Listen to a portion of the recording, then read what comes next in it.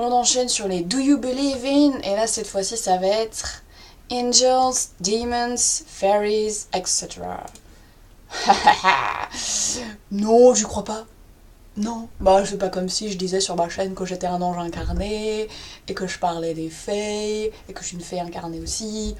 Ah voilà, non, non, j'y crois pas du tout. Faux. Ceci est un gros mensonge. Ben non, bien sûr que j'y crois. Alors attention, les anges. Clairement, la hiérarchie angélique. J'y crois, mais je veux pas lui donner de la puissance, du pouvoir, parce que c'est de la cabale en fait.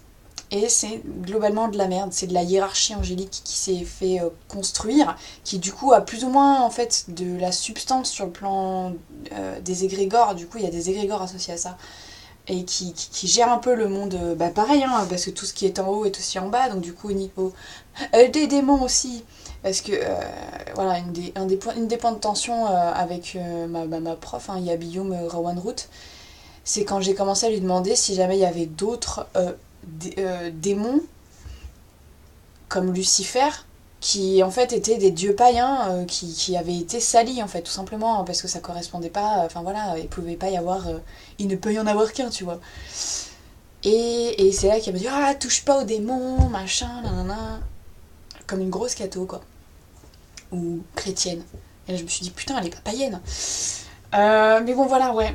Donc dans l'absolu oui je crois. Mais de toute façon à chaque question d'où est-ce que vous croyez en à part tu vois dire un seul dieu unique et il n'y a pas d'autre divinité, mais bon là on serait pas dans le YouTube Pagan Challenge, franchement il n'y a pas de raison quoi. Donc enfin, après si par exemple ça va être mon choix de ne pas croire au diable, c'est-à-dire dans le mal absolu. De même qu'en fait j'ai lâché prise de croire dans le bien absolu. Le bien absolu c'est des conneries. Mais je pense que ça j'en parlerai euh, dans la question où What does light enlightenment mean to you et what does shadow darkness mean to you? Parce que ça c'est peut-être un peu plus ce thème sur l'aspect manichéen des choses, même en paganisme, ce qui est très intéressant, puisque c'est quand même plus évolué, j'estime, que le bon vieux manichéisme chrétien bien pourri, parce que justement, voilà, là on tombe dans le manichéisme chrétien pourri avec les anges et les démons. Euh, pour moi, c'est dans tous les cas des égrégores et des âmes anciennement humaines qui ont fait le choix d'être des guides ou des aides, alors des guides plutôt dans la sphère démoniaque, et des aides plutôt dans la sphère angélique, même si ouais, pour moi les anges c'est des âmes en service du coup angélique, un peu comme un service civique mais pour le plan spirituel, d'aide aux incarnés. Voilà. Un exemple, quand tu meurs tu peux choisir alors moi ça c'est ma théorie actuelle hein, par rapport aux anges. C'est une fois que tu as accédé en tant qu'humain que tu as réalisé ton chakra du cœur, que au niveau développement spirituel, personnel, en tant qu'âme dans un corps humain, une fois que tu as passé, on va dire, que tu as compris l'essence de l'amour, de la relation aux autres, enfin que tu as passé en fait le cap du chakra central, du chakra du cœur, et même peut-être avant même d'avoir expérimenté peut-être le chakra de la gorge et puis les chakras supérieurs, je sais pas trop, mais en tout cas pour moi il y a une condition sine qua non au fait d'être ange, c'est d'avoir compris, d'avoir grandi dans l'amour de soi, dans l'amour des autres, d'avoir voilà, travaillé son chakra du cœur en fait, d'avoir existé, d'avoir vécu les vies qui correspondent à celles de cette sphère-là d'apprentissage. Voilà. Et à partir de là, ben, quand on meurt, on peut faire le choix, moi par exemple ça m'est arrivé de faire le choix de veiller sur mes descendants, de me mettre au service de l'humanité en tant qu'ange. Donc d'avoir des ailes d'ange, machin. Enfin, après c'est pas si physique que ça, tu es désincarné en fait. Et tu récupères, en fait, tu as accès, pour moi, à toute la sphère, à tout ce qui est positif. À toutes les émotions, les énergies qui peuvent être associées au positif humain, dans un certain degré de jugement moral, hein, faut pas s'en cacher. Mais voilà, bon, essentiellement l'amour. Tu tapes dans l'amour, tu as accès à l'amour inconditionnel. Tu deviens une créature d'amour inconditionnel. Ton ego, il est pas là. T'as pas les corps, les mémoires akashiques ou autres, qui qui ferait que t'aurais de l'ego ou du karma ou autre. Là, t'en es détaché en fait. C'est pour ça vraiment qu'il y a une espèce de compartiment spécial, genre ange. Et ben, c'est ça. Et ben, par exemple, un mec qui a fait les gros titres, ou en tout cas les faits divers dernièrement, ben, je sais de source directe, puisqu'il est passé par moi, le mec. Parce que il y a une vraie amie à lui qui se demandait s'il était mort, vivant, comment ça se passait pour lui, tout ça. Pile au moment où on a su justement qu'il était mort, ce mec, et ben il s'est avéré qu'il était mort, mais bien mort en fait. Qu'il avait triomphé de ses épreuves, que c'était son destin, qu'il avait bien réussi sa fin de vie, sa mort en fait, il avait réussi sa mort, tu peux réussir ta mort, et qu'en fait il était devenu ange gardien, notamment pour cette pour cet ami-là en fait. Enfin voilà. Et la mort c'est pas toujours négatif, ce n'est pas absolument négatif, et ça peut permettre effectivement d'aider les gens qu'on aime de manière plus efficace que quand on était un être humain assez limité ou prisonnier de certaines énergies, de certains karmas et de son ego. Moi qui ai eu de l'aide angélique directe de mes futurs enfants, en tout cas de ma future enfant là qui commence à s'incarner, ça n'a pas de prix quoi. De savoir qu'il y a vraiment une âme derrière. C'est pas juste un égrégore, par exemple, tu parles de Métatron. Métatron c'est un égrégore, il n'y a pas d'âme derrière. C'est un peu comme Michael, l'archange Michael, machin, c'est des égrégores angéliques. C'est une construction angélique. Elle est plutôt bonne, donc faut pas se gêner. Parce que ça a affaire au bien, on va dire. Mais de savoir qu'il y a vraiment une âme, donc une puissance d'âme, une entité, une personne, quelqu'un de vraiment, entre guillemets, vivant, vibrant en tout cas, qui a et qui s'occupe de toi spécialement, qui est à ton service, tout ça, parce qu'elle t'aime, ça n'a pas de prix. Et justement, du coup, travailler avec les anges, ça fait un moment maintenant. Je me suis formée en angel thérapie auprès d'une élève de Doreen Virtue. Et bon, forcément, j'ai des oreilles de Doreen Virtue. Enfin voilà, je me suis renseignée sur les anges, tout ça, parce que je voulais vraiment travailler. Parce qu'en fait, comment j'en suis venue à me dire, mais il doit exister des entités que positives, parce que, en fait, c'est d'ailleurs une des personnes où j'en parle, pareil, dans ma première vidéo du YouTube Pagan Challenge, qui était poursuivie par des entités négatives. Là, à ce niveau-là, c'est plus des larves. C'est, on va dire, on peut appeler ça des démons personnels, hein, tout simplement. Du karma, des égrégores karmiques qui se manifestent pour la faire chier parce que lancer des malédictions, c'est pas anodin. Et puis il y avait des trucs qu'elle doit purger, donc voilà. Et je me disais, merde, mais. Donc elle était confrontée à ça, elle m'en parlait. Puis je me disais, merde, mais. Pourquoi elle a attaqué ? Enfin, c'est quand même assez pourri. Enfin.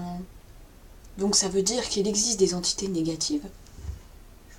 En toute logique, il y a des entités positives du coup. Et donc la sphère démoniaque, démoniaque franchement c'est vraiment cristalliser un mal qui est supposément distinct de toi, mais tout le monde a son ange et son démon sur sa conscience intérieure quoi en fait. Tout le monde peut faire les bons ou mauvais choix, tu vois, le choix de l'amour ou le choix de la peur. Et globalement, s'il y a des démons, c'est aussi pour servir l'humanité. C'est aussi pour nous rappeler que. Mais parce que les choix de merde, les choix de haine, les choix de tristesse ou toute saloperie comme ça, plutôt négatif, ça a des conséquences. Après, voilà, donc moi j'ai plutôt fait le choix des anges. Après, c'est vrai que j'ai été amenée à travailler avec Samael. Parce que j'avais appelé mon chat de sorcière, donc là vous pouvez voir la vidéo sur... peut-être faudrait que je la mette en lien. La vidéo sur le familier, puisque c'était mon familier de sorcière.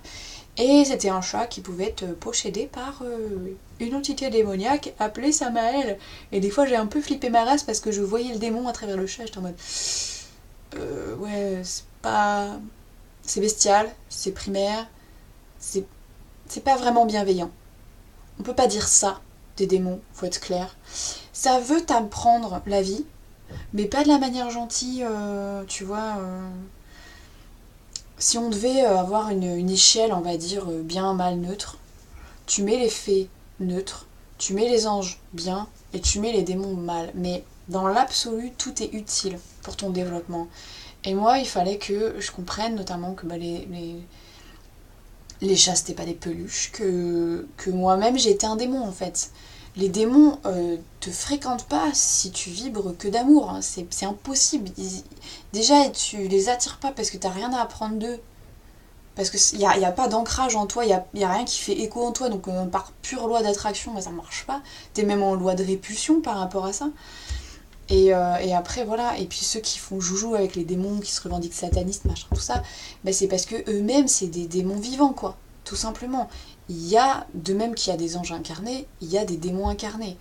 J'ai pas envie de creuser cet aspect-là, j'ai pas envie de salir ce qui est déjà sale parce que ça sert à rien de désigner l'ennemi. Il suffit de regarder ma vidéo sur le planisme. C'est que de la souffrance, du non-amour qui s'est cristallisé et qui du coup a besoin d'évoluer. Moi je suis à fond pour réhabiliter et sauver les démons en fait. Parce que ces énergies-là, cette saloperie-là, ce fait de cristalliser du mal sur certains noms, certains dieux païens, hein. Prenez Lucifer par exemple, mais je pense, je sais pas pourquoi il y a le mot Belphégor, Behemoth ou autre ancienne divinité assez bestiale, assez primordiale, assez peut-être farouche, hein, qui sont très liées à l'animalité, on va dire, assez primaires. Pour moi, elles ont été largement rajoutées à un panthéon en mode ah, c'est le mal, c'est l'enfer, c'est machin. Bah oui, parce qu'il faut des ennemis pour avoir des gagnants, des gentils, des bons, tout ça. Hein, si tu construis un bien et un mal, il faut quand même mettre des gens dans le mal. Des ennemis, des antagonistes. Et pour ça, heureusement, il n'y a pas eu. Cernunnos n'a pas été associé directement au panthéon démoniaque, genre en mode c'est un seigneur de l'enfer, machin, j'en sais rien, comme Samael. Alors Samael, ange déchu. Hein, au bout d'un moment, moi j'étais en mode est-ce que tu t'affilies à l'égrégore divine qui a été créée de toutes pièces pour manipuler l'humanité ou est-ce que tu fais chier? Et Samael, c'est typiquement ça. C'est une entité, une égrégore extrêmement intelligente, rebelle, et moi j'avais de la sympathie pour ce. Parce qu'en plus il était amoureux de Lilith, donc par rapport à ce qui nous est présenté dans la Kabbale, parce que ça, je me suis pas forcément hyper renseignée, mais ça m'intéresse beaucoup. Et ben moi ça me paraissait beaucoup plus intelligent, beaucoup plus pas sympa hein, mais attractif que voilà. Bon, puis il faut avoir patouillé un petit peu avec les démons pour comprendre qu'en fait bon c'est pas dans ton intérêt euh, lumineux. Au contraire c'est plutôt pour t'apprendre qu'il faut te détacher de ce type de densité, de négativité ou voilà de violence peut-être. C'est peut-être plutôt une question de violence.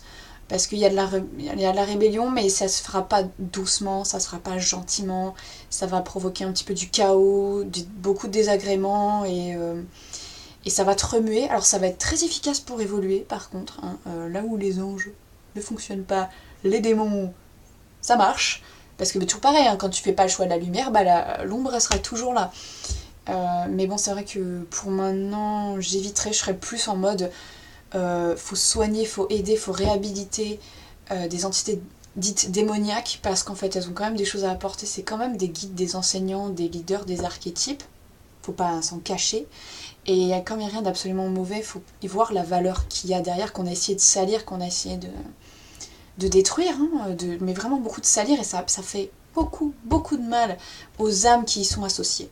Parce que du coup, ça rejaillit sur elles. Genre, chaque fois que vous médisez sur des démons et autres, vous dites que ah, c'est le mal et tout, vous ajoutez votre propre énergie négative au paquet général.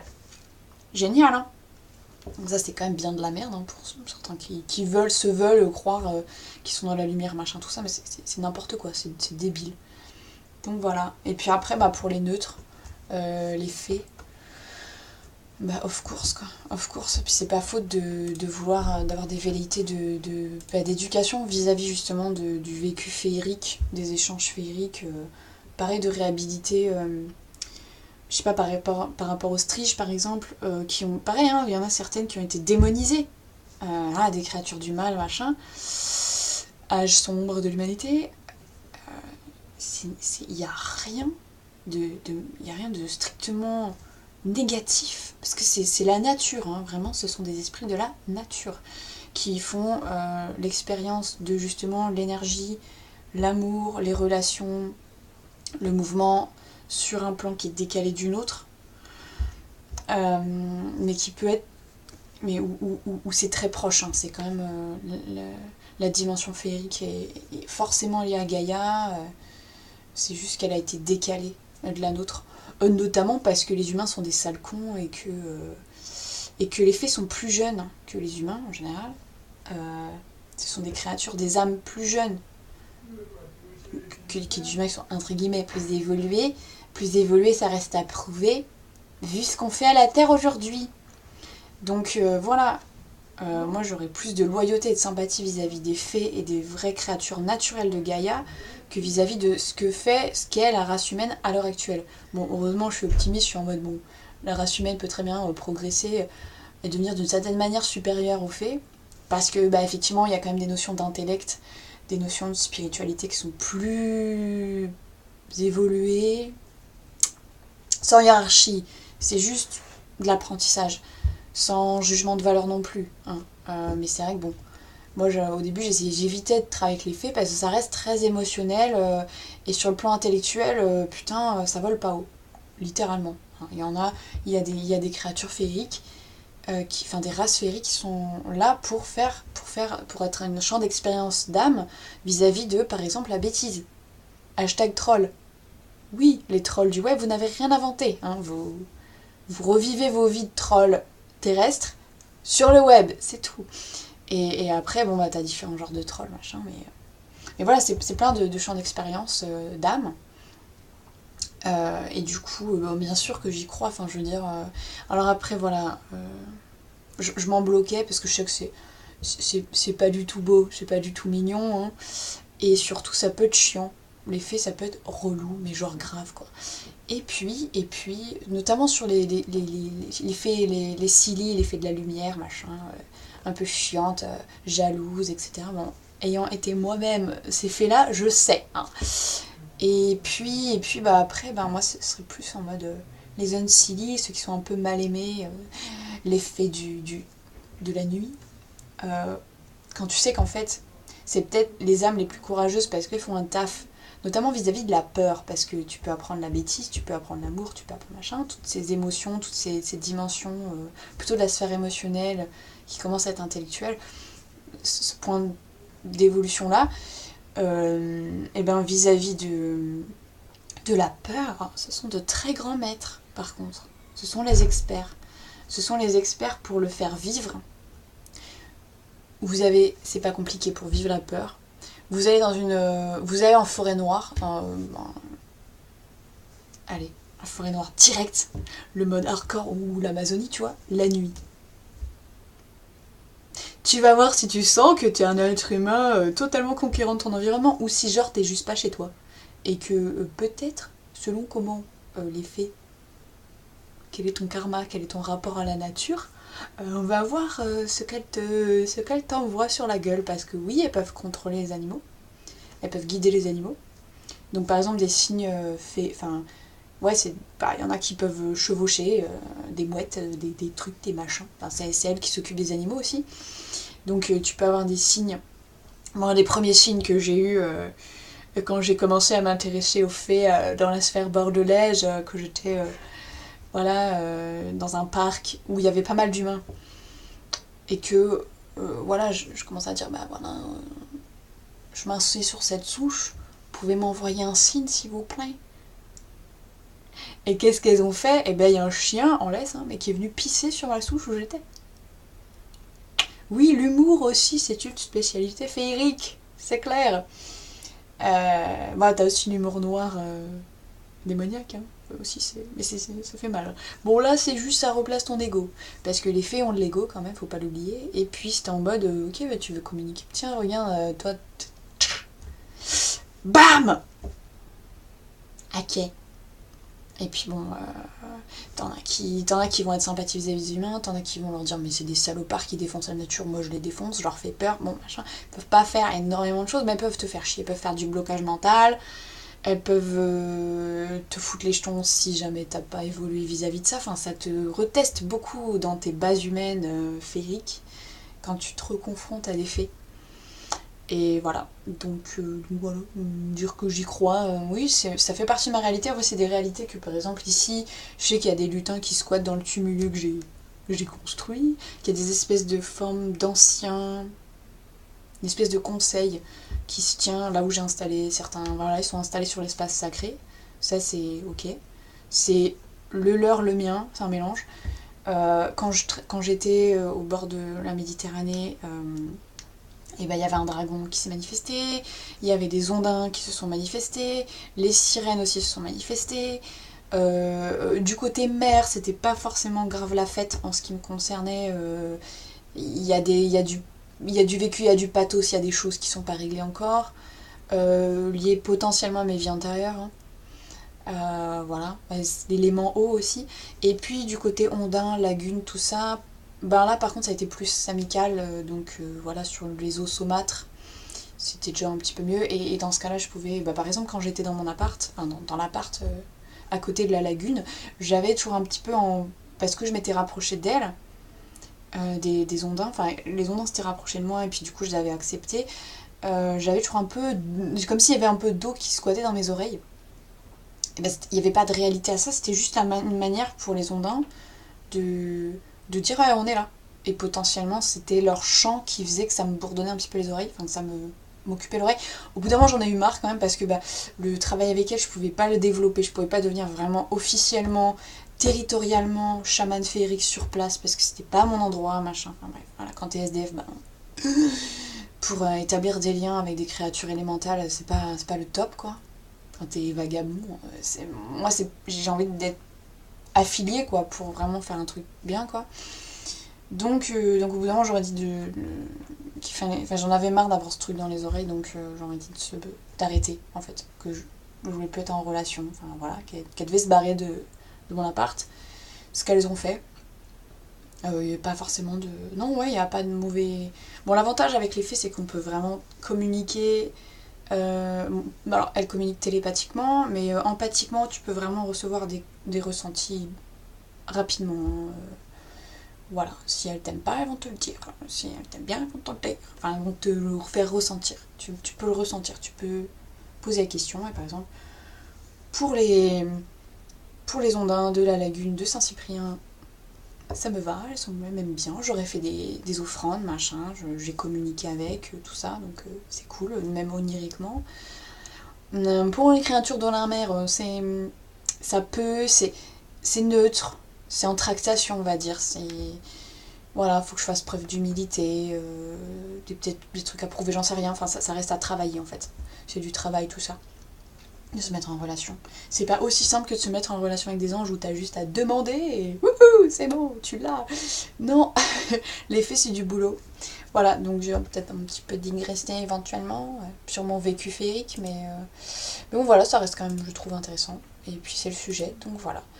Mais je pense que je serais amenée à voir, peut-être, je ne peux pas prévoir. J'annonce des trucs, mais en fait ça dépend pas que de moi, donc du coup, je sais pas pour vous faire. De toute façon, je serai amenée à travailler avec les fées un jour ou l'autre, hein, et j'en parlerai sur mon blog notamment, donc faut pas se. Mais c'est vrai que ça fait pas extrêmement longtemps non plus que je me suis ouverte à cette réalité, que j'ai arrêté de. Que j'ai accepté de me réenchanter et de travailler sur ma blessure de désenchantement, donc ça prend du temps. C'est de la connaissance, je l'ai beaucoup en moi, donc il n'y a rien que je ne puisse créer, recréer, enfin ouais, c'est open. Surtout vis-à-vis de la terre et de l'air, il y a quand même des portes qui sont bien ouvertes maintenant, je trouve, donc c'est voilà, je vous fais des bisous. Merci d'avoir suivi cette vidéo.